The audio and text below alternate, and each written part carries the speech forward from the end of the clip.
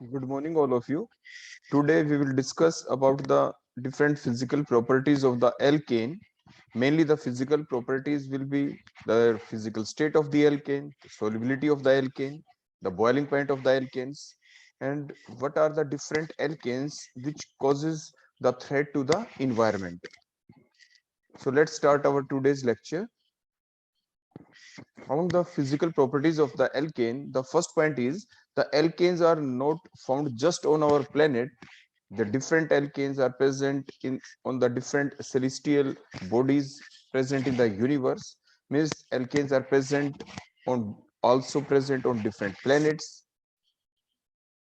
Next, the petroleum and the natural gases are the two main principal sources of the alkane. आपसे exam में पूछा जा सकता है what are the two main principal sources of the alkane? तो आप answer लिखेंगे petroleum and the natural gas.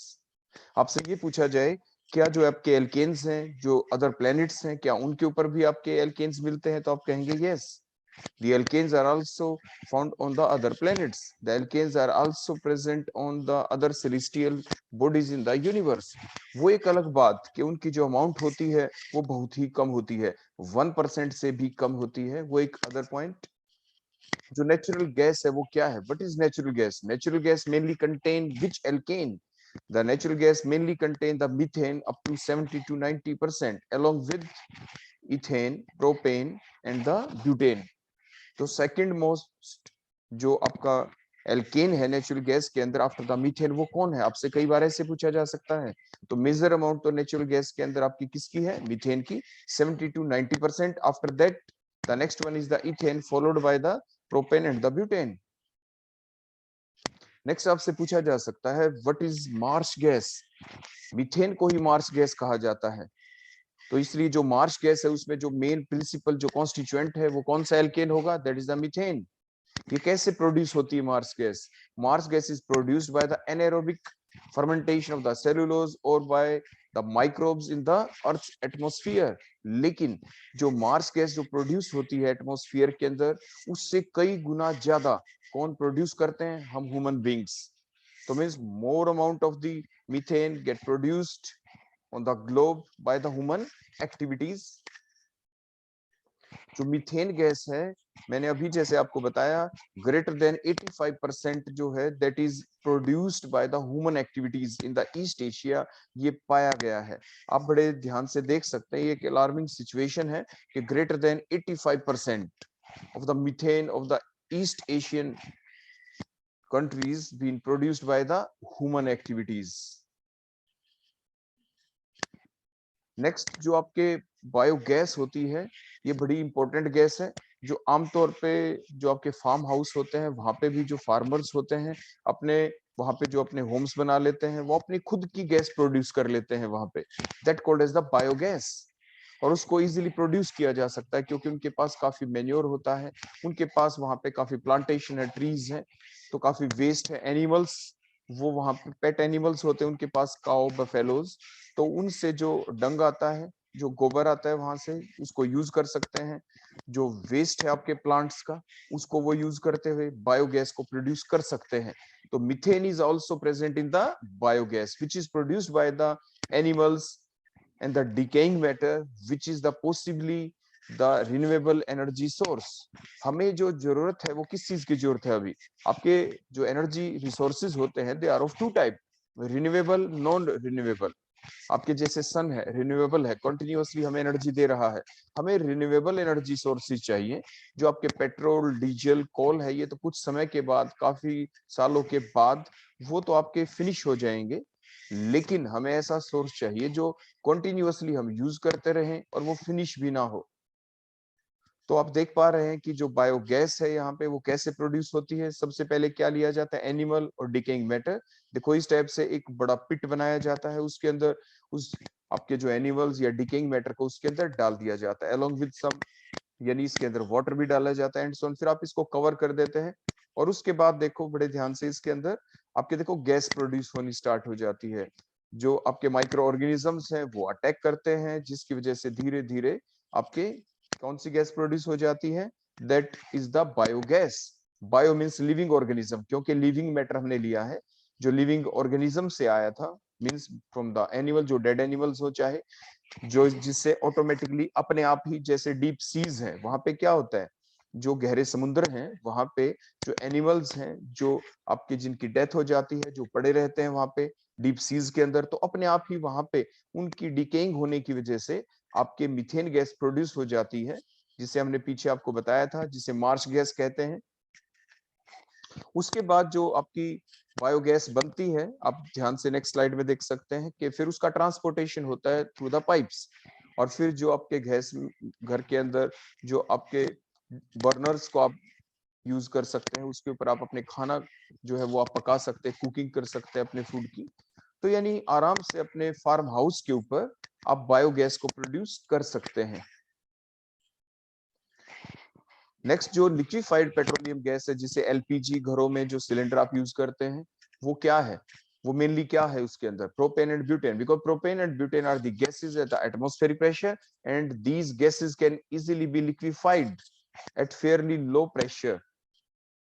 So what is the liquefied natural gas? What is LPG? What is the full form of LPG? Liquefied petroleum gas, which is generally been used in the homes, जिसको generally आप अपने घरों के अंदर use करते हैं। Next, ये कहा जाता है कि जो आपके सिगरेट है वो हेल्थ के लिए डेंजरस है, वो हमें कभी भी यूज नहीं करनी चाहिए, लेकिन जो सिगरेट लाइटर्स होते हैं, जो फिर भी लोग नहीं मानते और जो यूज करते हैं सिगरेट लाइटर्स, उनके अंदर जो एल्केन यूज होती है वो कोई और नहीं, वो ब्यूटेन होती है। तो butane is used in the cigarette lighters where the pressure at the room temperature is about 2 bar, क्योंकि जो प्रेशर की जो यूनिट है वो डिफरेंट होती है, वो आपकी atmosphere with the unit of the pressure, bar is the unit of pressure. Next हमारा पॉइंट ये आ जाता है कि इनकी फिजिकल स्टेट के बारे में। जो आपके एल्केन है, from carbon atom number 2 to carbon atom number 4, C1 का मतलब methane, C2 means ethane, C3 means propane, C4 means butane. और ब्यूटेन के काफी आपकी दूसरी आइसोमेरिक फॉर्म हो सकती है, that may be the n butane, that may be the isobutane, जो हमने प्रीवियस लेक्चर के अंदर आपको बताया था। तो C1 टू C4 एल्केन्स क्या है? These are the colourless gases. C5 to C17 alkanes are colorless liquid। और जो आपके एल्केन्स है पेंटेन टू ऑक्टेन तक, मीन C5 से C8 तक के जो आपके एल्केन्स हैं, they are highly volatile and they are generally been used as a solvent, so they are the good solvent for the non polar substance. Non polar क्यों? क्योंकि जो आपके एल्केन है, इसके अंदर क्या है, इस एल्केन के अंदर तो सिर्फ कार्बन और हाइड्रोजन ही है, और क्योंकि इसके अंदर कोई पोलैरिटी नहीं। तो जैसे फॉर एग्जांपल आप कोई भी एल्केन ले लें, CH3 CH2 CH2 CH2 CH3 and so on, आप कितनी भी लंबी चेन बना सकते हैं। आप इस पूरी चेन के अंदर देखें, जो चेन है वो कार्बन एटम की बनी हुई है, तो जिसकी वजह से there occur no separation of charge. जितने भी कार्बन है, क्या उनके ऊपर कोई चार्ज आएगा? नहीं, because all are the carbon atom. कोई और दूसरा हीट्रो एटम तो लगा ही नहीं हुआ, कोई ग्रुप नहीं है इसके ऊपर, so there occurs no separation of charge, जिसकी वजह से जो आपके एल्केन्स होते हैं, इनका नेचर कैसा होता है, क्योंकि इस पे कोई पोल नहीं बने, कोई सेपरेशन ऑफ चार्ज नहीं हुआ, they are non polar in nature. और it is a basic fact that like dissolves like, means polar polar में डिसॉल्व होते हैं पोलर सॉल्वेंट के अंदर, और non polar substance non polar में डिसॉल्व होते हैं। So they are the good solvent for the non polar substance. Non polar substance को डिसॉल्व करने के लिए एक अच्छे सॉल्वेंट का ये काम करते हैं। So they are also been used as a fuel in the internal combustion engines. और जो आपके C5 टू C8 तो हमने देखा कि they are volatile liquid, they are the good solvent for the non polar substance. अब octane के बाद जो आपके 17 तक हैं, they are colourless solid at the room temperature. और इससे ऊपर अगर आप देखेंगे up to the 35 carbon atom, C35 तक, C37 से लेके C35 के बीच में जितने भी और हैं आपके alkanes, they are the major component of the lubricating oil. वो लुब्रिकेटिंग ऑयल की तरह भी हम उनको यूज कर लेते हैं। और इनका नेचर कैसा होता है? इनका नेचर होता है एंटी कोरोसिव नेचर, मींस ये कोरोजन नहीं होने देंगे अगर आप इसको अप्लाई करते हैं किसी सब्सटेंस के सरफेस के ऊपर, क्योंकि अभी हमने देखा इनका कैसा नेचर होता है, ये नॉन पोलर होते हैं। नॉन, और वाटर कैसा होता है? Water is polar. वाटर बोलो कैसा होता है? पोलर, क्योंकि वाटर के अंदर अगर आपने स्ट्रक्चर देखी है तो देखो एक ऑक्सीजन है, दो आपके H हैं, और ऑक्सीजन के ऊपर बोलो क्या होते हैं? These are the lone pair electrons. Oxygen is more electronegative, तो ऑक्सीजन के ऊपर स्लाइट नेगेटिव चार्ज आएगा और H के ऊपर क्या आएगा, स्लाइट पॉजिटिव चार्ज। तो यहाँ पे सेपरेशन ऑफ चार्ज हो गया। और वाटर का नेचर कैसा है, वाटर का नेचर है पोलर। और जो आपके एल्केन्स है, मैंने बताया एल्केन्स का नेचर बोलो कैसा है, नॉन पोलर। इसलिए अगर हम कोई मेटल का सरफेस ले लें, फॉर एग्जांपल हमारे पास ये कोई सरफेस है किसी सब्सटेंस का, और उसके ऊपर हम इस टाइप से एक लेयर लगा दें, किस चीज की लेयर हमने ये लगा दी, आपके एल्केन्स की लेयर। तो अगर हम इसके ऊपर बाहर से वाटर डालेंगे तो वाटर इसके ऊपर अटैक नहीं कर पाएगा, क्योंकि ये रिपेल करेंगे वाटर को। ये हाइड्रोफोबिक होता है इनका नेचर। बोलो इनका नेचर कैसा होता है, हाइड्रोफोबिक। तो जो एल्केन्स हैं above C37 up to the 35, they have the anti corrosive nature. और एंटी कोरोसिव नेचर क्यों है, due to their hydrophobic nature. Due to their hydrophobic nature they repel the water, means they protect the metal surface from contact with the water. और जो आपके solid alkanes होते हैं, they are also used as a paraffin wax in the candles. Candle के अंदर भी इनको use किया जाता है, ये इसकी नेक्स्ट एप्लीकेशन है। तो आपने क्या देखा कि जो आपके एल्केन्स हैं कहाँ कहाँ एप्लीकेशन देखी आपने, C30 C17 से लेके C35 तक के जो है ये लिब्रिकेटिंग ऑयल के भी मेजर कंपोनेंट है। इनका एंटी कोरोसिव नेचर होता है, मींस ये कोरोजन नहीं होने देंगे जब हम इसको अप्लाई करेंगे मेटल के सरफेस के ऊपर, क्योंकि वाटर को रिपेल करेंगे। इनका क्योंकि हाइड्रोफोबिक नेचर होता है, हाइड्रो मींस वाटर, फोबिक का मतलब हीटिंग, यानी वाटर को हीटिंग करने वाला नेचर है, क्योंकि ये खुद नॉन पोलर है। और वाटर कैसा होता है, पोलर। और जो सॉलिड एल्केन्स है, they are also been used in as a paraffin wax in the candles. आपके जो एल्केन्स हैं अब वो 35 C35 कार्बन एटम से ज्यादा, they are found in bitumen, means they are used in road surfacing. देखो road बनाते वक्त इनको यूज किया जाता है। कुछ आपके एल्केन ऐसे हैं which are also been present in the plant waxes. For example in the pine trees, जो आपके पाइन ट्रीज होते हैं इनके अंदर जैसे N-हेप्टेन C7H16 ये मिलता है। अब जैसे कैबेज लीफ है, जो पत्ता गोभी होती है, जो कैबेज लीफ है, इनके अंदर क्या मिलता है, N-नोनाकोसेन मींस C29H16। मींस ये एप्लीकेशन पार्ट है कि ये और नेचर के अंदर कहां-कहां मिलते हैं और कहां-कहां इनको यूज किया जा सकता है। नेक्स्ट अगर हम स्पेसिफिक ग्रेविटी की बात करें, तो जो स्पेसिफिक ग्रेविटी है एल्केन की, that increases with the molar mass, which increases with the molecular mass and almost remain constant at a value of 0.8। और आप जानते हैं at the room temperature what is the density of water at the 25 degree Celsius. 25 degree Celsius को हम room temperature मानते हैं, और 25 degree Celsius के ऊपर जो आपकी डेंसिटी होती है वाटर की, वो कितनी होती है, 1 ग्राम पर सेंटीमीटर क्यूब। तो जो एल्केन्स की जो डेंसिटी है वो विद द मोलर मास तो इंक्रीज होती है, बट रिमेन कांस्टेंट हो जाती है, ऑलमोस्ट कांस्टेंट हो जाती है, कितनी वैल्यू के ऊपर, नियर अबाउट टू 0.8 ग्राम पर सेंटीमीटर क्यूब। तो जिसकी वजह से अभी आप डायग्राम में देखें, फॉर एग्जांपल हमने प्रोपेन लिया, फिर ये ब्यूटेन है, उसके बाद आपके पेंटेन है। मैंने पहले भी प्रीवियस लेक्चर में आपको बताया था, जब कभी भी आप एल्केन्स को रिप्रेजेंट करते हैं तो उसकी चेन को आप जिगजैग वे में शो करेंगे, क्योंकि अगर आप स्ट्रेट चेन लगा देंगे तो आपको पता ही नहीं चल पाएगा उस स्ट्रेट लाइन के अंदर कितने कार्बन एटम है। तो इसीलिए पता लगाने के लिए कि कितने कार्बन है उस एल्केन के अंदर, हम उसको जिगजैग फॉर्म में रिप्रेजेंट करते हैं। और एवरी पॉइंट, जो हर एक पॉइंट है या इंटरसेक्शन पॉइंट है इस जिगजैग चेन के अंदर, वो रिप्रेजेंट करता है किस चीज को, कार्बन एटम को। तो जो आपके लोअर एल्केन्स हैं इनकी स्पेसिफिक ग्रेविटी बोलो क्या थी आपकी, कम थी, और जैसे जैसे मोलर मास बढ़ा स्पेसिफिक ग्रेविटी क्या हो गई आपकी, इंक्रीज। और हमने बताया वो बिकम कांस्टेंट हो जाती है at the value of 0.8, almost 0.8। और इसीलिए जो आपके एल्केन्स होते हैं, अगर आप इसको वाटर के ऊपर डालें, पहले तो आपने ये देख ही लिया था कि आपके जो एल्केन्स हैं इनका नेचर नॉन पोलर है, क्योंकि देखो सभी चेनों को आप देखें, हर जगह कार्बन एटम की चेन है, carbon carbon carbon, because the same type of atom are present along the chain. So there is no electronegativity difference, so there occurs no separation of charge. So due to that these alkanes are non-polar in nature.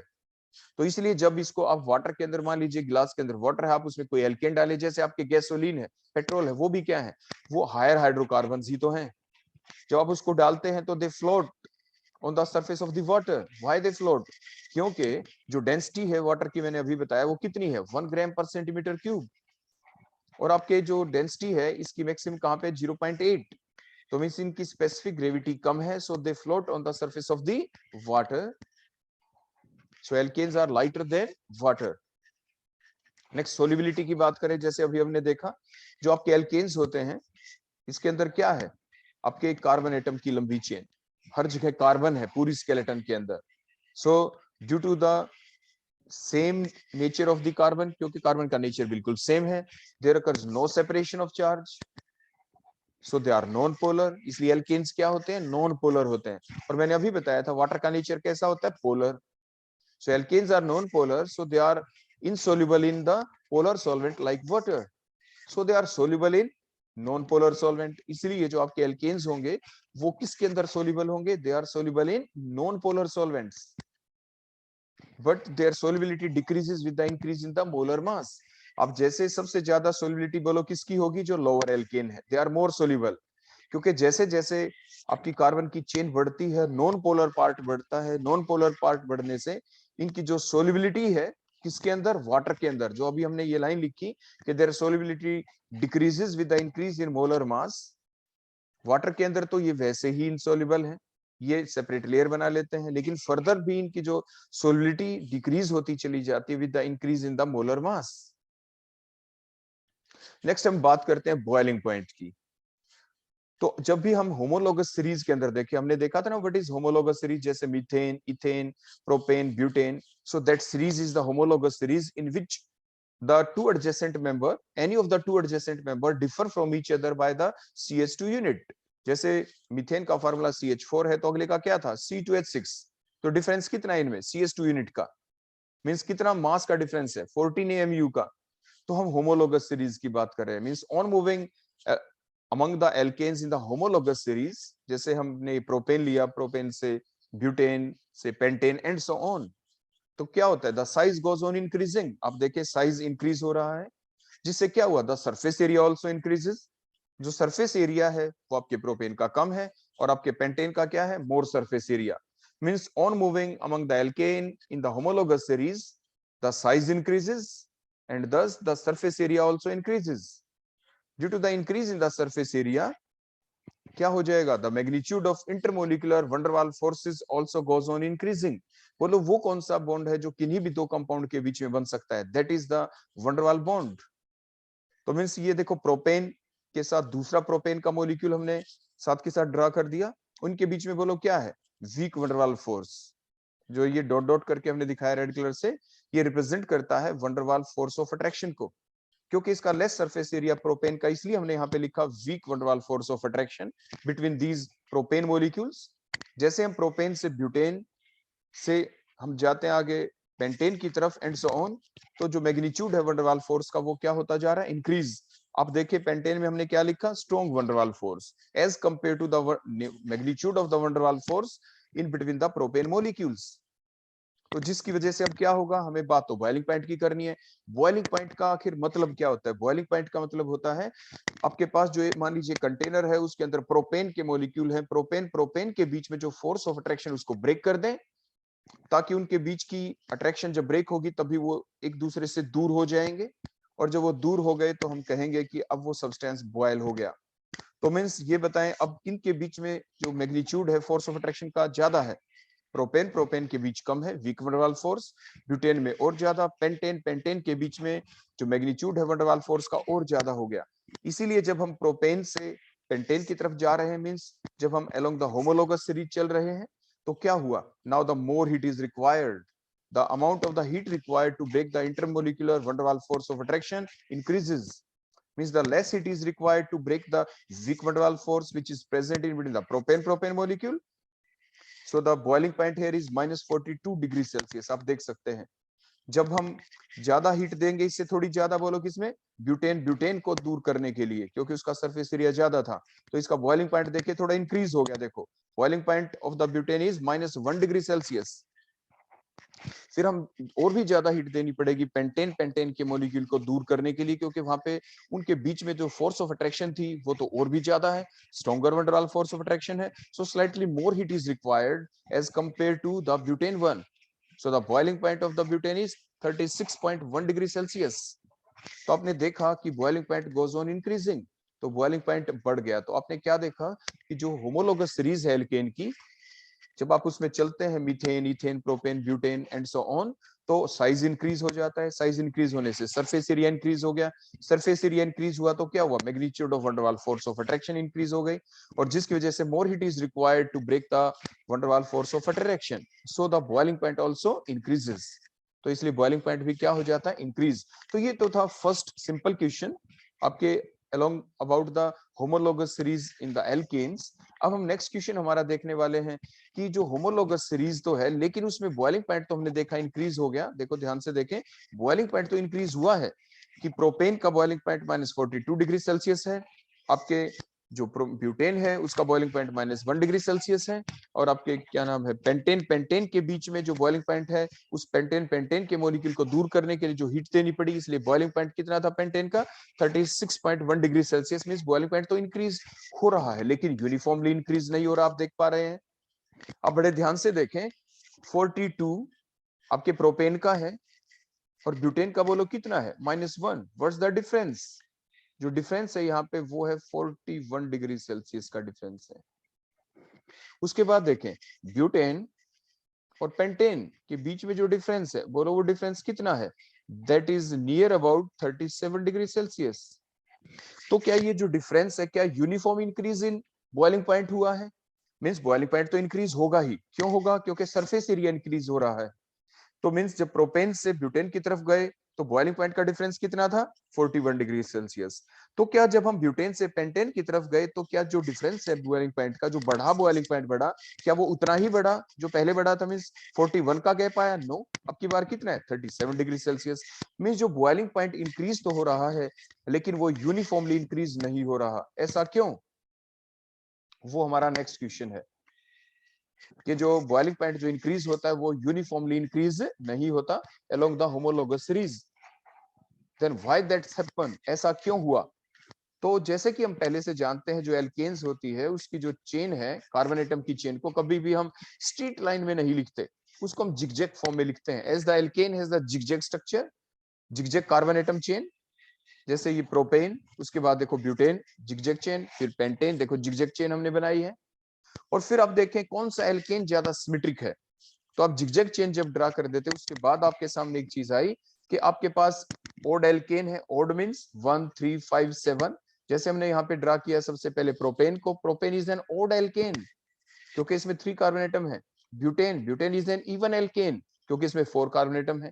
Pentane फिर odd alkane क्योंकि इसमें 5 carbon atom है।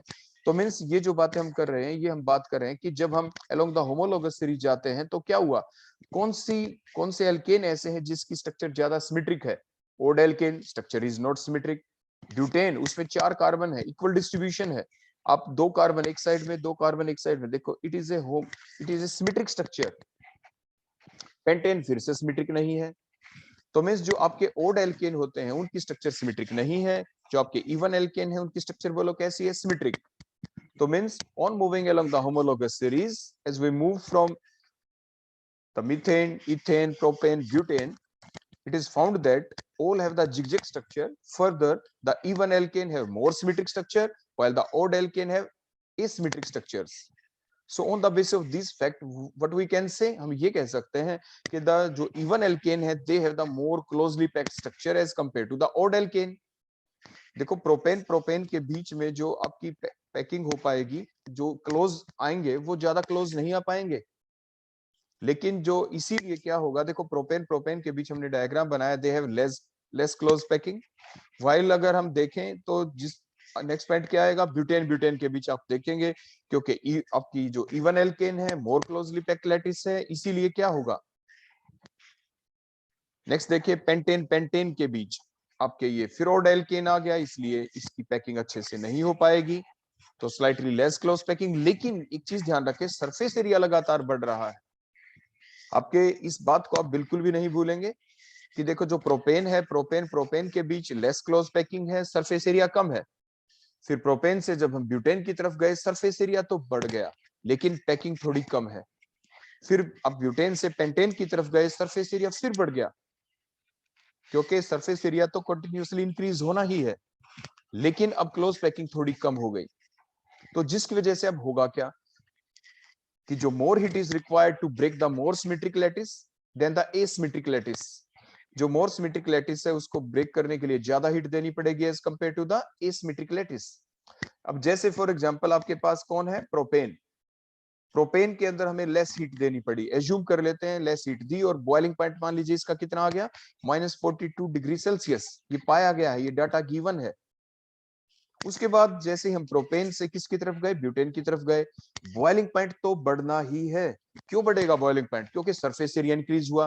पहले वाले question में हम पहले ही पढ़ चुके हैं कि जैसे ही हम होमोलॉगस सीरीज के अलोंग जाएंगे बॉइलिंग पॉइंट जरूर बढ़ेगा। अब पॉइंट ये आता है कितना बढ़ेगा, प्रोपेन के बाद कौन आया, एकदम ब्यूटेन। ब्यूटेन की एकदम स्ट्रक्चर कैसी होगी, मोर क्लोज पैकिंग प्लस मोर सरफेस एरिया, तो इसलिए much more heat is required, इसलिए बॉइलिंग पॉइंट काफी ज्यादा बढ़ जाएगा। देखो एकदम कितना हो गया, -1 डिग्री सेल्सियस। आप इस चीज में पजल मत हो ना, -42 छोटी वैल्यू होती है अकॉर्डिंग टू द मैथमेटिक्स, और -1 बड़ी वैल्यू है। कभी आप ये सोचे यहाँ पे तो 1 लिख दिया, तो देखो -42 से एकदम बढ़ गया कितना, -1 डिग्री सेल्सियस। तो व्हाट्स द गैप, कितना ज्यादा बढ़ा, ये जो बढ़ा that is a gap of 41 degree Celsius. 41 degree Celsius का गैप आ गया क्योंकि क्लोज पैक्लेटिस थी। अब उसके बाद हम जैसे ही ब्यूटेन से किधर गए, प्रोपेन की तरफ, पेंटेन की तरफ जाते हैं, फिर क्या हुआ, सरफेस एरिया बढ़ गया, मींस बॉइलिंग पॉइंट तो बढ़ेगा, लेकिन क्लोज पैकिंग नहीं हो पाई क्योंकि ये ओड एल्केन है, लेस सिमेट्रिक स्ट्रक्चर है। लेकिन बॉइलिंग पॉइंट तो बढ़ना ही है, लेकिन क्योंकि लेस क्लोज पैकिंग है इसलिए बॉइलिंग पॉइंट थोड़ा कम बढ़ेगा। जैसे पहले गैप कितना आया था 41 डिग्री सेल्सियस, अब उतना ज्यादा नहीं बढ़ेगा। अब ध्यान से देखिए बॉइलिंग पॉइंट बोलो कितना हो गया, 36.1 degree Celsius. Now what's the difference, 30 almost 37 degree Celsius बढ़ गया। मींस पहले कितना बढ़ा था, 41 डिग्री सेल्सियस। तो क्या अब की बार जब हम प्रोपेन से ब्यूटेन की तरफ गए बढ़ा 41 डिग्री सेल्सियस, क्योंकि प्रोपेन से ब्यूटेन की तरफ गए तो ब्यूटेन की स्ट्रक्चर कैसी थी, more symmetric structure, more close packing, surface area भी बढ़ा, क्लोज पैकिंग भी बढ़ी, इसलिए ज्यादा हीट देनी पड़ी, इसलिए इंक्रीज कितना हुआ 41 डिग्री सेल्सियस का। लेकिन जैसे ही हम ब्यूटेन से पेंटेन की तरफ गए सरफेस एरिया बढ़ा, बॉइलिंग पॉइंट बढ़ा, लेकिन उतना ज्यादा नहीं बढ़ा जितना पहले था। अब की बार कितना बढ़ा, 37 डिग्री सेल्सियस। बोलो बॉइलिंग पॉइंट कितना बढ़ गया है, 37 डिग्री सेल्सियस। तो मीन्स उतना ज्यादा क्यों नहीं बढ़ा, क्योंकि जो पेंटेन है उसकी जो स्ट्रक्चर है वो एसिमेट्रिक है, लेस सिमेट्रिक है, इसलिए उतनी ज्यादा पैकिंग नहीं हुई। इसलिए हीट तो ज्यादा देनी पड़ी लेकिन उतनी ज्यादा नहीं। इसलिए हम कह सकते हैं कि the increase in boiling point, जो बॉइलिंग पॉइंट इंक्रीज होता है वो ज्यादा कब होता है, जब हम ओड एल्केन से इवन एल्केन की तरफ जाते हैं तो बॉइलिंग पॉइंट क्या हुआ, मोर इंक्रीज्ड। और जब हम इवन एल्केन से, इवन का मतलब ब्यूटेन से पेंटेन की तरफ गए मींस ओड एल्केन की तरफ गए, बॉइलिंग पॉइंट फिर बढ़ा लेकिन पहले से कम। So that our next question, ये हमारा अगला क्वेश्चन था। तो अभी तक हमने दो क्वेश्चन देखे बॉइलिंग पॉइंट के, कि अलोंग द होमोलॉगस सीरीज जब हम जाते हैं तो बॉइलिंग पॉइंट हमेशा क्या होता है, इंक्रीज, लेकिन वो यूनिफॉर्मली इंक्रीज नहीं होता। ओड एल्केन से इवन ज्यादा इंक्रीज, फिर इवन से फिर ओड की तरफ गए तो फिर से इंक्रीज हुआ लेकिन थोड़ा कम इंक्रीज हुआ। अब हम देखते हैं हमारा next question about the boiling point. जो बॉइलिंग पॉइंट अगर हम देखें जो आपके different isomers means n pentane, isopentane और नियोपेंटेन के बीच, तो जैसे ही हम एन पेंटेन, देखो स्ट्रेट चेन जो आपके एल्केन होते हैं उन्हें आप क्या कहते हैं, एन पेंटेन, से हम आइसोपेंटेन की तरफ गए मींस आइसोपेंटेन कौन, when A CH3 group is present at the C2 position. देखो 1 2 3 4 चार कार्बन आपके स्ट्रेट चेन में है और C2 पोजीशन के ऊपर हमने CH3 ग्रुप लगा दिया। If one CH3 group is present at the C2 position that is the isoalkane. total carbon here are the 5, so that called the isopentane, that's their common name। से हम neopentane की तरफ गए तो इसमें देखें कार्बन की चेन है, 3 कार्बन की चेन 1 2 3 नंबरिंग की, and the C2 position, at the C2 position there are 2 CH3 group. If the 2 CH3 group are present at the C2 position तो आप उसे कहते हैं neo alkane. The total number of carbon atom in that alkane are 5, so that called as neopentane. ये common name है इसका, ये इसका IUPAC नेम नहीं है। IUPAC नेम होता नियोपेंटेन का तो बोलो क्या होता, प्रिंसिपल चेन के अंदर 3 कार्बन है तो प्रोपेन हो गया, पोजीशन 2 के ऊपर मिथाइल, 2 के ऊपर फिर से मिथाइल, तो क्या कहते, 2 डाइमिथाइल प्रोपेन। ऐसे आइसोपेंटेन का आईपैक नेम आप लिखते तो क्या लिखते, कार्बन की चेन बोलो कितनी है, 4 कार्बन है प्रिंसिपल चेन के अंदर, 1 2 3 4 हमने लिख रखा है आइसोपेंटेन में। और इसके ऊपर जो ग्रुप लगा हुआ है बोलो वो कौन है, वो जो ग्रुप लगा हुआ है यहाँ पे वो है CH3 2 पोजीशन के ऊपर, तो इसलिए इसको कहेंगे 2 मिथाइल ब्यूटेन। तो आपके जो ये आइसोमेरिक एल्केन है, एन पेंटेन, आइसोपेंटेन, नियोपेंटेन, जैसे ही हम एन पेंटेन से नियो आइसोपेंटेन की तरफ गए ब्रांचिंग हो गई, उससे फिर आगे नियोपेंटेन मोर ब्रांचिंग हो गई, तो ब्रांचिंग होने से सरफेस एरिया डिक्रीज हो गया। सरफेस एरिया बोलो क्या हो गया, डिक्रीज, क्योंकि इसकी स्ट्रक्चर आप बड़े ध्यान से देखिए, अब देखो थोड़ी स्फेरिकल हो गई है। यहाँ पे 5 के 5 जो कार्बन एटम है, these are present in a straight chain, means इसका सरफेस एरिया ज्यादा है। तो means on moving from n-pentane to isopentane to neopentane, the branching increases and thus the surface area of the molecule decreases. फिर उससे क्या होगा, जो n-pentane है उसका ज्यादा सरफेस एरिया आपको दिख रहा है then the iso and the neopentane. तो मींस n-pentane का देखो हमने क्या लिखा, मोर सरफेस एरिया, और नियोपेंटेन पे हमने क्या लिख दिया, लेस सरफेस एरिया। उसकी वजह से क्या होगा, अगर हम n-pentane के नीचे दूसरा n-pentane मॉलिक्यूल लिख देते हैं, मींस एरिया ऑफ जो कॉन्टेक्ट है इनका ज्यादा है। n-pentane दूसरे n-pentane के बीच में जो वंडरवाल फोर्स ऑफ अट्रैक्शन होगी वो बोलो क्या है, strong van der Waal force of attraction. हमने क्या लिखा है यहाँ पे, strong van der Waals forces, because of there more surface area.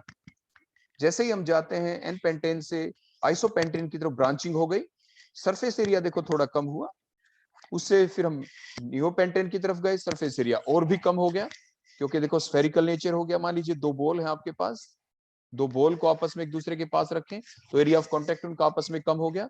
तो weak van der Waal force of attraction are there in between the neopentane molecules and more force of attraction, stronger van der Waals force of attraction are present in between the n-pentane molecules. n-pentane के भी strong van der Waals force of attraction है, और neopentane के बीच में weak van der Waals force of attraction है।